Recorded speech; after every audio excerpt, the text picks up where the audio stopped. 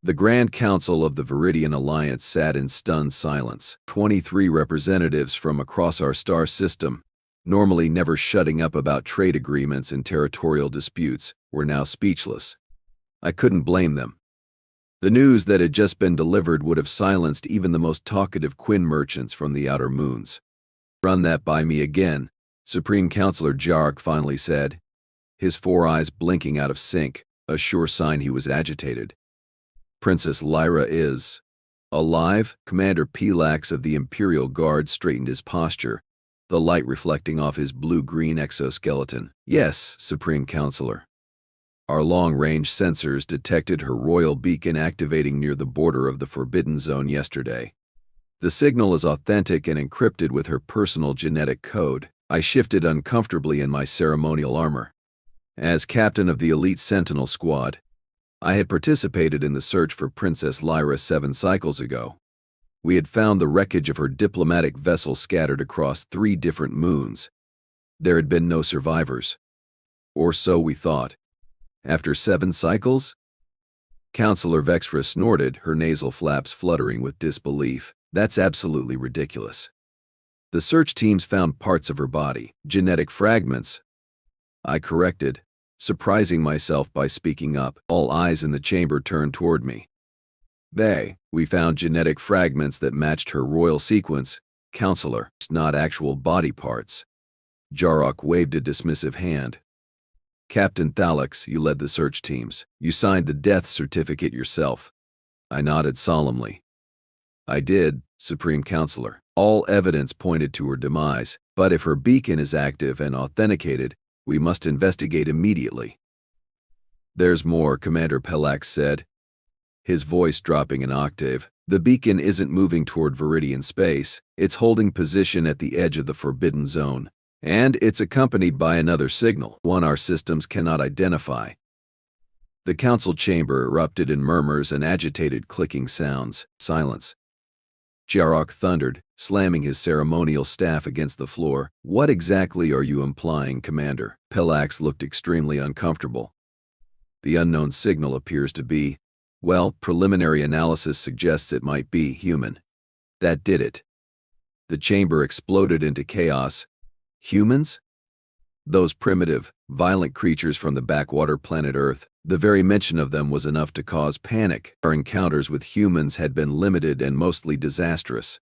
They were unpredictable, emotional, and somehow managed to survive situations that would kill most other species." "Enough." Jarok's voice boomed across the chamber, enhanced by the acoustics of the circular room. "Captain Thalix." I snapped to attention. "Yes, Supreme Counselor, assemble your best squad. Take a stealth vessel, investigate this signal, and determine if Princess Lyra is truly alive. If she is, bring her home. If she's with a human," he paused, struggling to process the concept, "bring it too, for questioning. Then, and if this is a trick, an enemy using her beacon to lure us into a trap?" I asked. Jark's 4 eyes narrowed. "Then you are authorized to use lethal force. The security of the Alliance comes first." I bowed deeply, feeling the weight of this mission settle onto my shoulders like a gravitational anchor. "I understand, Supreme Counselor. We depart immediately. You're not seriously going to bring it aboard, are you?"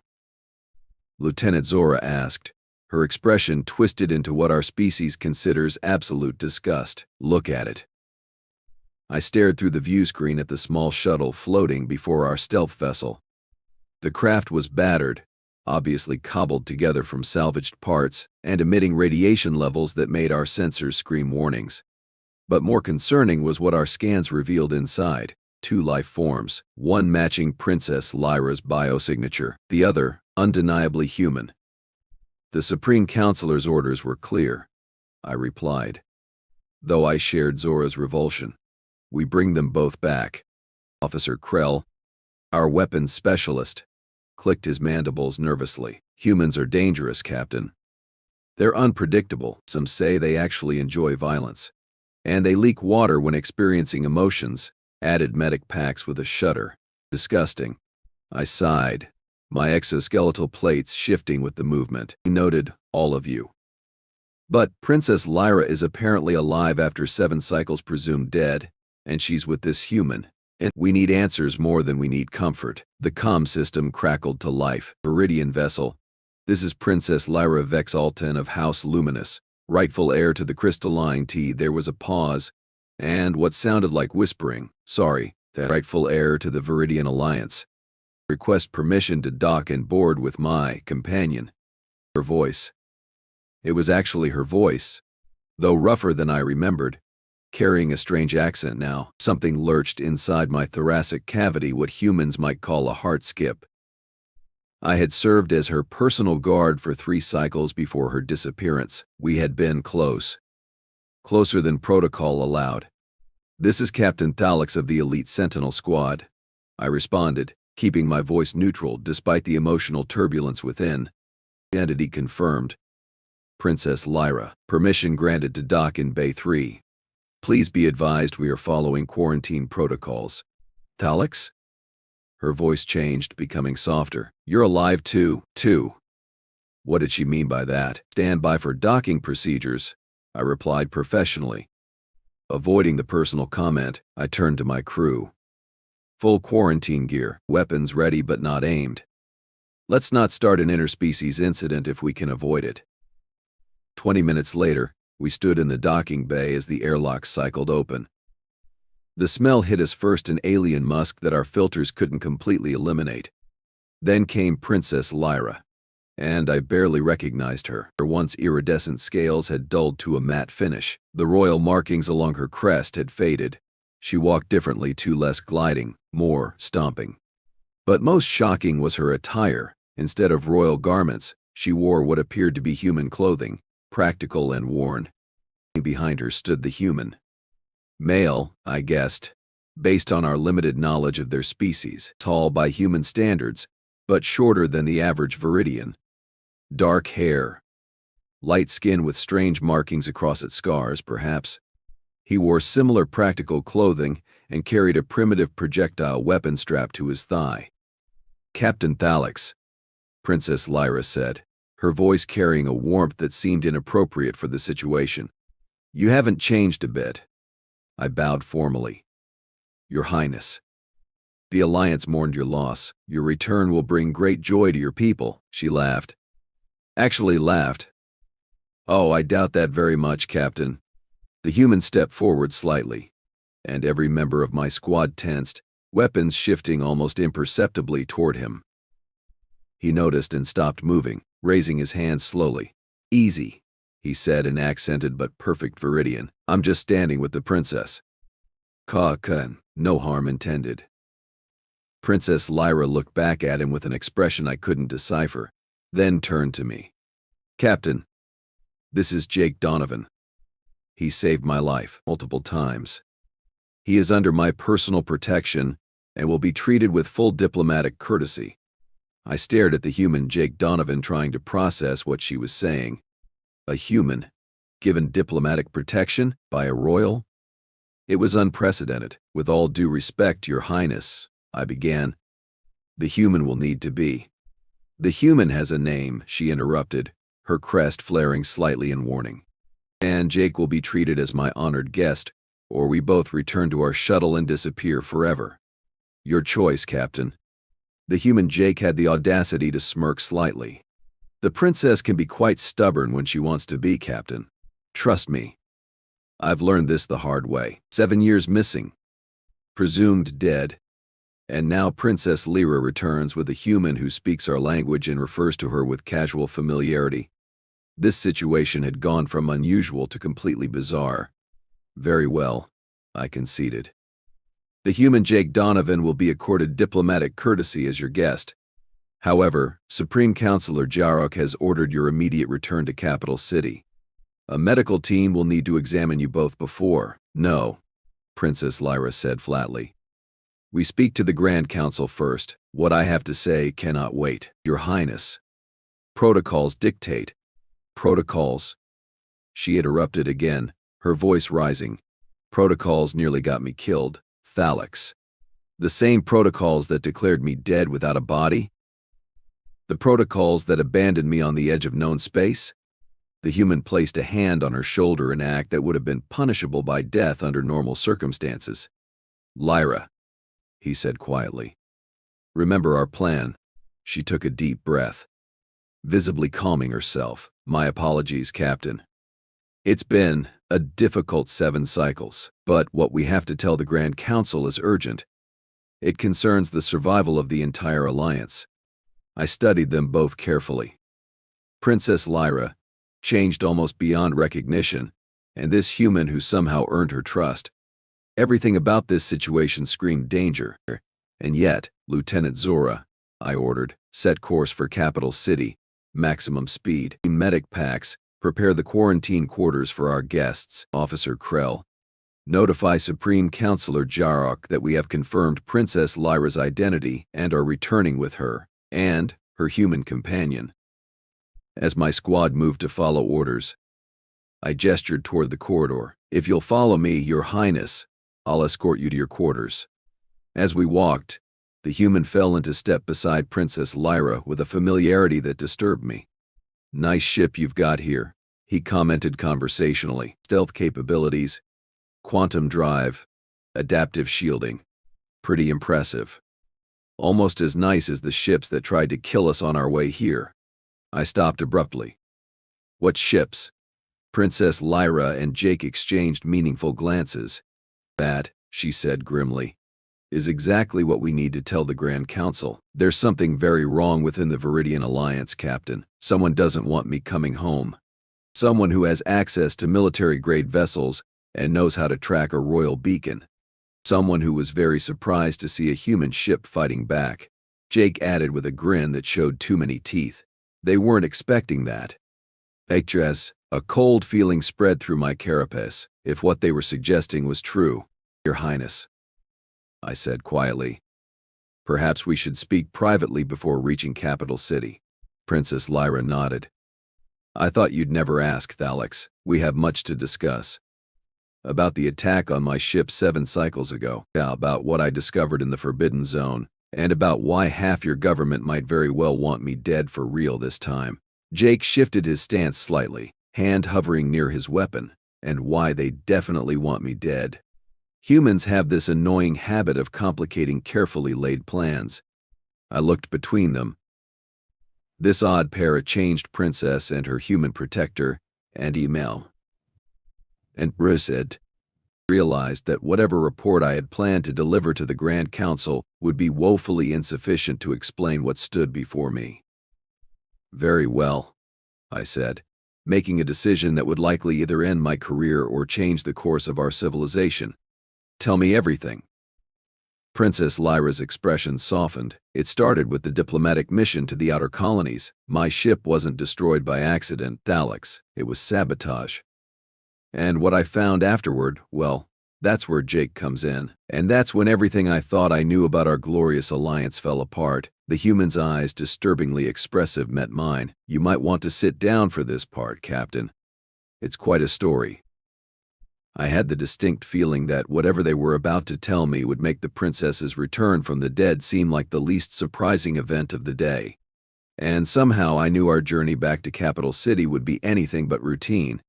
"You're telling me that Grand Admiral Morax, leader of our entire defense fleet, orchestrated your assassination?" I nearly toppled from my seat in the private meeting chamber. That's treason of the highest order." Princess Lyra sat across from me, her once perfect posture now casual, almost human-like. "Not just Morax. High Chancellor Veylan is involved too, along with at least 3 council members." Jake leaned against the wall, arms crossed, watching our exchange with those unnervingly direct eyes. "Show him the data crystal, Lyra." She withdrew a small translucent object from a hidden pocket, its surface glowing with neural patterns, our civilization's most secure form of data storage. "This contains everything. Thalix. Communication logs, transfer records. Mission parameters with my name specifically targeted." I stared at the crystal, afraid to touch it. "How did you survive the attack?" "Pure luck," she replied, her voice hollow with memory. "I was in my escape pod when the explosion started. The blast wave sent me tumbling into the gravity well of Nexus 6. but the pod's systems were damaged. I crashed on the moon's surface, barely functioning life support, would have died there if not for another ship crash landing nearby, Jake finished, or my research vessel. I was part of humanity's deep space program, studying stellar phenomena. Wrong place, right time. Princess Lyra's expression softened when she looked at him. Jake found my pod, figured out how to open it without killing me, and somehow kept me alive despite knowing nothing about Viridian physiology. Turns out humans and Viridians aren't as different as your propaganda suggests, Jake said with that strange teeth-baring expression they called a smile. Same basic needs. Food, water, shelter, not dying, but why? I asked, my mind racing to process their claims. Why would our own leadership want you dead? Princess Lyra's facial ridges darkened, a sign of intense emotion, because of what I discovered during my diplomatic mission. The peace negotiations with the Arcturan Confederation were a front. I found evidence that certain Viridian officials have been secretly supplying them with bioweapons. Weapons they're using against the Nexus colonies. That makes no sense, I protested. The Nexus colonies are our allies. They're also sitting on the largest reserves of quantum ore in 3 sectors, Jake pointed out. Funny coincidence, right? I felt sick. And you've been hiding in the Forbidden Zone all this time? Not hiding, Princess Lyra corrected, gathering allies. Building a resistance. The Forbidden Zone isn't just empty space, Thalix. It's home to refugees from a dozen worlds affected by these secret operations, including a small human scientific outpost. Jake nodded. My colleagues. Once we established communication and they realized what was happening, they joined us.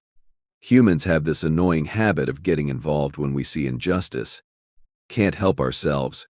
Humans, I muttered, still struggling with their involvement. No offense, but your species doesn't exactly have a reputation for peaceful solutions. Jake laughed. Says the species currently running a shadow war for mineral rights? But you're not wrong. We're messy, emotional, and stubborn. Also pretty good at improvising weapons out of spare parts and surviving things that should kill us. All useful traits when you're building a resistance movement. Princess Lyra placed the data crystal on the table between us. We need your help, Thalix. When we reach Capital City, we need to present this evidence to trusted council members before Morax realizes I'm alive and finishes what he started 7 cycles ago. My mind raced through the implications. If they were right, I was being asked to participate in what amounted to a coup against our military leadership. If they were wrong, or lying. How do I know this isn't an elaborate trick? I asked. You disappeared for 7 cycles and returned with an alien species we barely understand, carrying accusations against our most decorated officials. And Princess Lyra's eyes narrowed. You know me, Thalix, better than most. Look at me and tell me I'm lying. I held her gaze, searching for the Lyra I had known. Despite the changes, the hardened exterior, the strange mannerisms, her eyes were unchanged, clear, determined, and blazingly honest. What do you need me to do? I heard myself asking. Jake pushed away from the wall, suddenly all business. First, we need to know who on this ship we can trust. Second, we need to send a coded message to our allies in the Forbidden Zone they're standing by with additional evidence and witnesses. Third, an alarm blared throughout the ship, cutting him off. Captain to the bridge immediately. Lieutenant Zora's voice echoed through the communication system. I leapt to my feet. Stay here, I ordered, then paused at the door. Both of you. Of course, they didn't listen. By the time I reached the bridge, Princess Lyra and Jake were right behind me. The main view screen showed 3 Viridian warships closing fast on our position. They're hailing us, Captain, Zora reported, looking nervously at our unexpected bridge visitors. On screen, I commanded. The image of Grand Admiral Morax himself filled the view screen, his ceremonial armor gleaming, all 6 of his eyes focusing with predatory intensity. Captain Thalix, he greeted me with false warmth. Congratulations on locating the princess's beacon. Most impressive. Thank you, Admiral. I replied carefully. We're en route to capital city as ordered by Supreme Counselor Jarok. Morax's upper eyes blinked in sequence, a sign of displeasure. Plans have changed, Captain. There are concerns about potential contamination. My vessels will escort your ship to Quarantine Station Omega for proper decontamination protocols. Station Omega. A military installation far from civilian oversight, perfect for making someone disappear permanently. With all due respect, Admiral, my orders come directly from the Supreme Counselor, I countered, and my authority supersedes his in matters of biological security. Morax snapped, especially when your scans confirm you have an unknown alien life form aboard. Princess Lyra stepped forward, deliberately placing herself in view of the transmission. Not unknown, Admiral. Human. And under my protection. The bridge fell silent. Even through the view screen, I could see Morax's scales ripple with shock and then rage. Princess Lyra, he recovered quickly, bowing with exaggerated deference. What a miracle to see you alive. The entire Alliance has mourned your loss these 7 cycles. I'm sure some mourned more sincerely than others, she replied coldly. Jake moved to stand beside her, and I saw Morax's eyes track him with naked hatred. You will surrender the human immediately, Morax ordered. Humans are classified as a dangerous species under Interstellar Protocol 377b. Funny, Jake interjected. We say the same about you guys in our classified reports. Princess Lyra shot him a warning glance before addressing Morax again. The human stays with me, Admiral. And we're proceeding directly to the Grand Council as planned. Morax's facial plates shifted into a grotesque approximation of concern.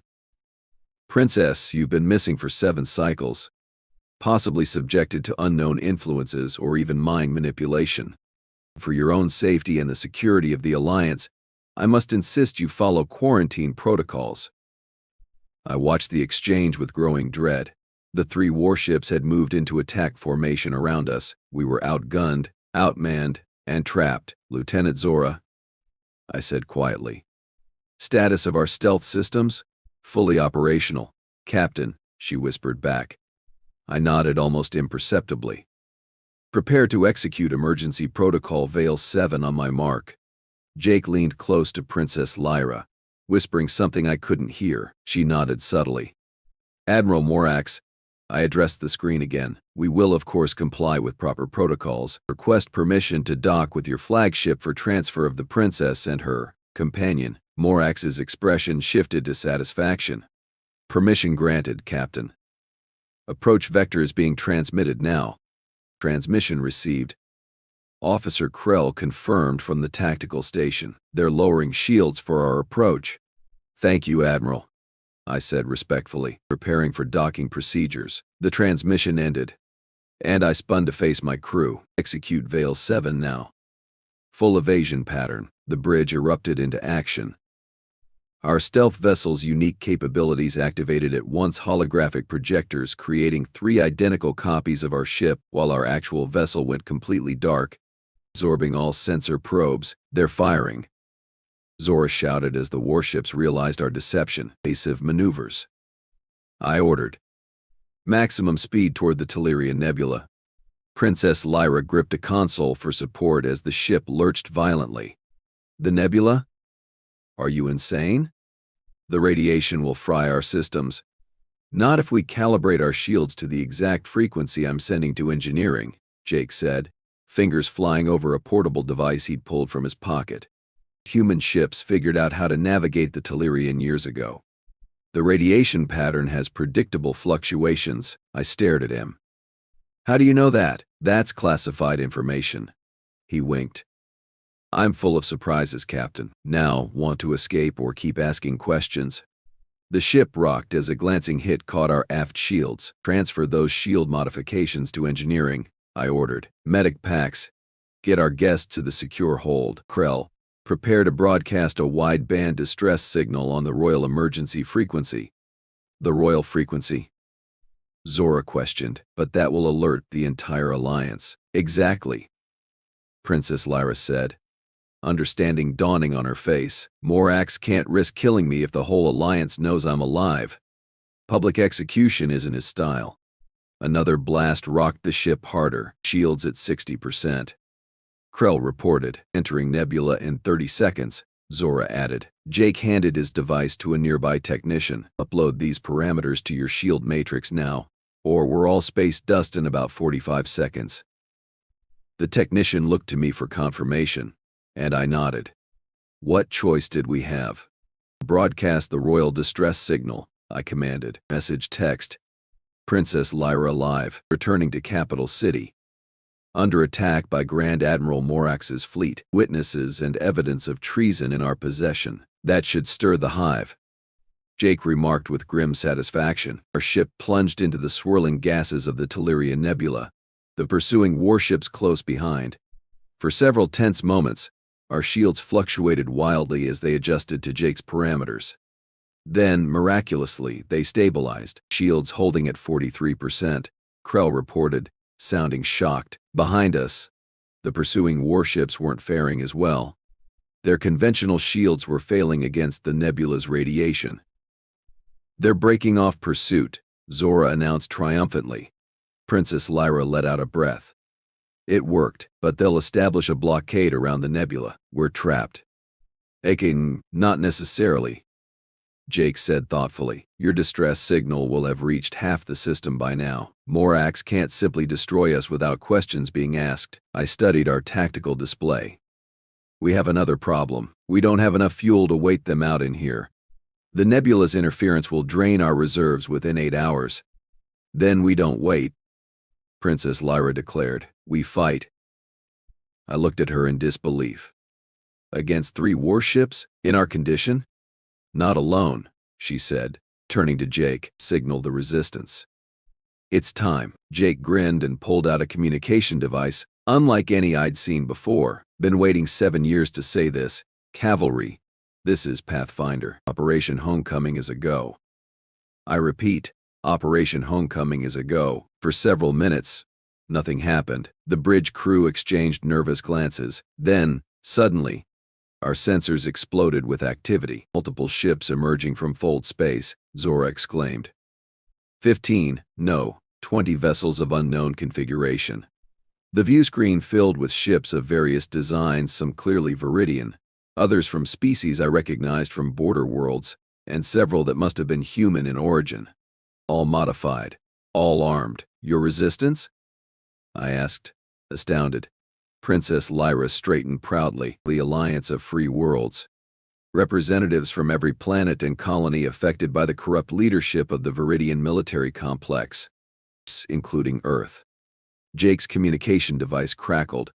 Pathfinder, this is Admiral Hughes of the Earth vessel Defiance. Good to hear your voice, son. Is our royal friend still keeping you out of trouble? Barely, sir, Jake replied, smiling at Princess Lyra. We could use an escort to Capital City. Got some truth bombs to drop. Consider it done. Morax's ships are already bugging out. Seems they don't like the odds anymore. I couldn't believe what I was witnessing. Humans, allied with outer colony worlds, against Viridian leadership. This is unprecedented. This is necessary, Princess Lyra corrected me. The Alliance has been corrupted from within. Thalax. What my father built as a peaceful coalition has become an empire through conquest and bioweapons. I've seen the evidence with my own eyes, so have hundreds of others, Jake added solemnly. The Viridian people aren't to blame. Most don't even know what's being done in their name. But Morax, Baylan, and their supporters have to be stopped. I looked around my bridge. My crew watched me, waiting for my decision. Everything I believed about our civilization hung in the balance. Lieutenant Zora, I said at last. Set course for Capital City, maximum speed. And the escort ships, Captain? I looked at Princess Lyra, changed, hardened, but still the same core of integrity I had always admired. Then at Jake, the human who had saved her, stood by her, and helped her build something remarkable out of tragedy. Tell them to follow us in. All of them. It's time the Grand Council saw the truth. 3 cycles later, I stood in the newly reformed council chamber as Princess Lyra, now Sovereign Lyra, addressed the Alliance representatives. The hall looked different now, circular instead of hierarchical. with representatives from Earth seated alongside delegations from 24 worlds. Grand Admiral Morax and his conspirators were long gone, sentenced to permanent exile on a mining colony at the edge of known space. Their crimes, once exposed to public scrutiny, had horrified the Viridian population and sparked widespread reforms. The Treaty of New Beginning recognizes the sovereignty of all member worlds, Sovereign Lyra was saying, her voice strong and clear. No longer will the Alliance be dominated by any single species or world. We move forward as equals or not at all. Jake stood nearby, wearing the formal uniform of an Earth ambassador, looking both uncomfortable and proud. Our eyes met briefly across the chamber, and he gave me a small nod of acknowledgement. After the ceremony, I approached them both in the gardens outside. Sovereign. I bowed formally to Lyra. Ambassador Donovan. Oh, stop it. Thalix, Lyra laughed. From you, at least, I prefer my name without titles. Old habits. I admitted with a smile. The reforms are proceeding faster than anyone expected. The military restructuring alone would normally take cycles. Nothing like a good scandal to motivate politicians. Jake remarked dryly, especially when the evidence is broadcast to every home in the system. The truth was always going to come out eventually, Lyra said, her expression growing serious, though I admit I never imagined it would be a human who helped me bring it to light. Jake shrugged modestly. Right place, right time, remember? Besides, you're the one who built an interstellar resistance movement while everyone thought you were dead. I just provided some human perspective. Human perspective, I mused. That seems to be in high demand these days. Your delegation has been swamped with requests for cultural exchanges, technological sharing, even military training. Turns out we're good for something after all, Jake said with a wink, though some of your people still look at me like I might spontaneously explode. Give them time, Lyra said softly. 7 cycles of propaganda doesn't vanish overnight. I cleared my throat. Speaking of time, what happens now, between you two, I mean? They exchanged a look that communicated volumes, a silent language developed over 7 years of shared struggle. I have responsibilities here, Lyra said carefully, and I have responsibilities to Earth, Jake added. But Lyra continued with a smile. The new treaty establishes permanent ambassadorial residences. Jake will be staying on Viridia as Earth's official representative, and Lyra will make regular diplomatic visits to Earth. Jake added, cultural exchange is important for alliance building, after all. I nodded, understanding what they weren't quite saying. The Council might have concerns about closer relations between species. Lyra's expression hardened momentarily. The Council can express their concerns in writing. Times are changing, Thalix. The old prejudices nearly destroyed us. I won't let them dictate our future. What she means, Jake translated with a grin, is that anyone who has a problem with a human and a Viridian being, friends, can take it up with the Sovereign herself. For me. Fair warning, though, humans are notoriously stubborn in relationships. I laughed despite myself. Of that, Ambassador, I have no doubt. A young aide approached, bowing nervously. Sovereign. The Arcturan delegation has arrived for the reconciliation talks, Lyra nodded. Thank you. Tell them I'll be there shortly. As the aide departed, she turned back to us. Duty calls, always does, Jake said with resigned acceptance. I've got my own meeting with the Earth Science Commission in 20 minutes, and I have a new security protocol to implement, I added. The elite Sentinel Squad is being reformed into an interspecies peacekeeping force. The paperwork is substantial. We stood together for a moment, 3 individuals from 2 vastly different worlds, united by extraordinary circumstances. Hard to believe where we ended up, Jake mused. 7 years ago, I was just a researcher mapping stellar phenomena. Now I'm helping rebuild an interstellar alliance. 7 cycles ago, I was presumed dead, Lyra reminded him, and you were just the strange alien who didn't know how to properly treat Viridian-scale rot. Hey, I figured it out eventually. I smiled at their easy banter, finally understanding what had sustained them through those difficult years. Not just survival, but a genuine connection that transcended species. Captain Thalix, Jake said suddenly, extending his hand in the human greeting gesture. "Thank you for believing us when it mattered most."